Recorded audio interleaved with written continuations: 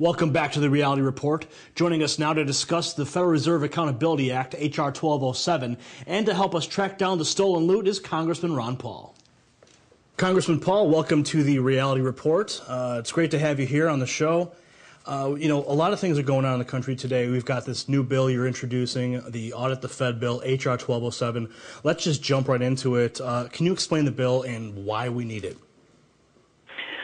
What the bill does, it repeals the portion of the code that prohibits us in the Congress to find anything out about what the Fed's doing behind the scenes, how much they're involved in international financial affairs, what the agreements are, what kind of contracts they are, where all the credit they create goes, which companies they bail out exactly, and which banks get benefits, which countries get benefits, and what the agreements are on international banking.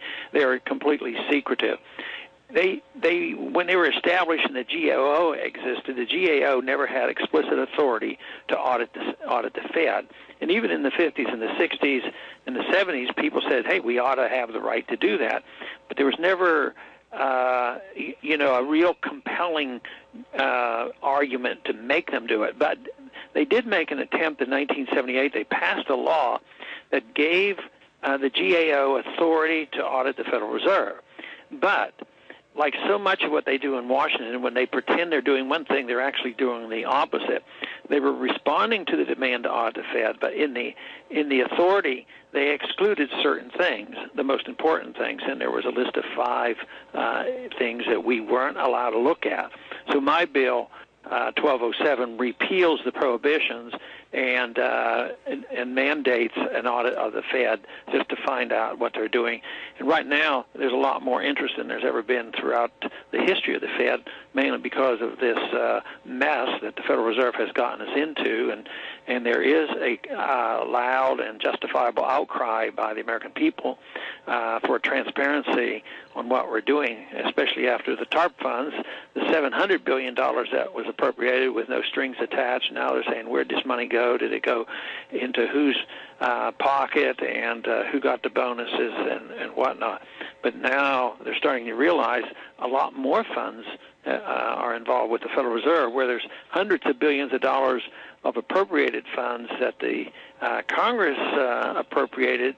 The Federal Reserve actually deals in trillions of dollars that we don't know exactly what they're doing. If the bill is passed and an audit is started, could the audit simply discover that the Federal Reserve is fulfilling its mandate as laid out in the Federal Reserve Act? Possibly, but that's highly unlikely because their mandate is to have stable prices and to be the lender of last resort, but not for the world.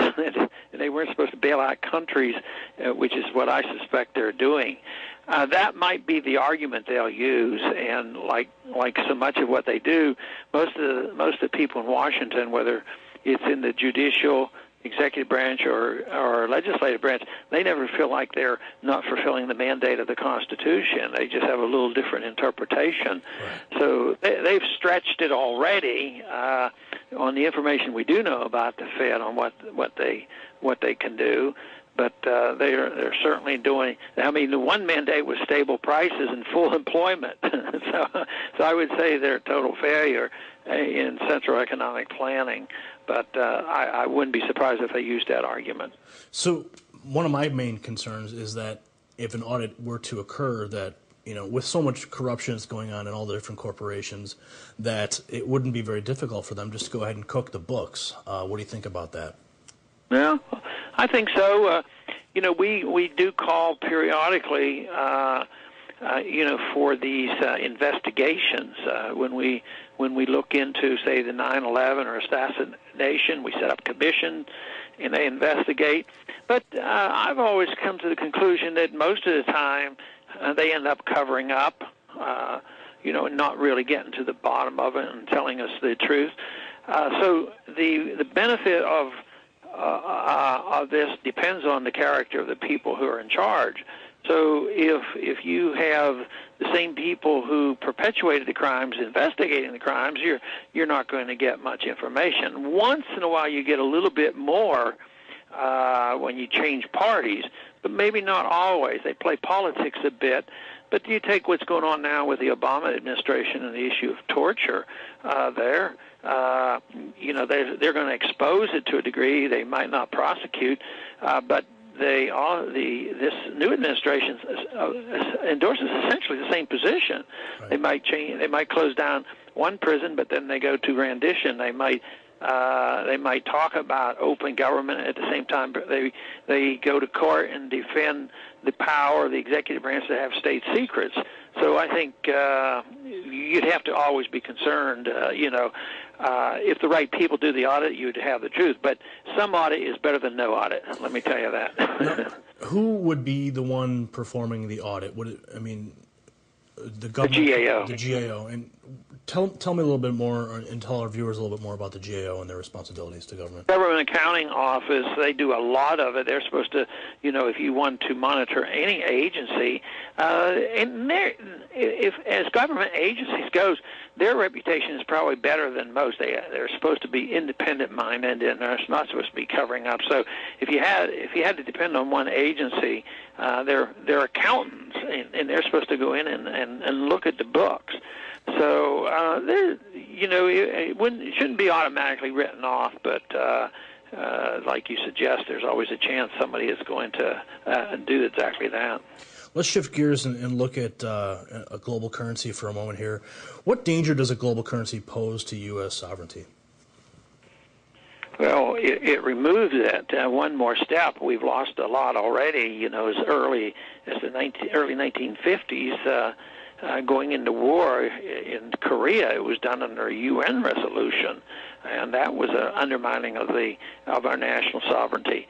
But ever since we've had the United Nations, we had a World Bank where we just give money to the World Bank, and then they spend that money for all kinds of reasons. You have the IMF, which manipulated currencies for a long time and tried to have a world currency even back when Bretton Woods was started with these special drawing rights. And then more recently, probably 10 years now, they've had the WTO, the World Trade Organization, is just international regulations. So even if we don't come up with a new fiat worldwide currency here in the next year or two, there seems to be a consensus by so many that we need a lot more regulations. It wasn't freedom. It wasn't the fact that they said it was not it was the free enterprise system that happened. It was a lack of regulations. So now they want to nationalize these regulations, and that's likely to happen. But ultimately, they will have to have a new currency.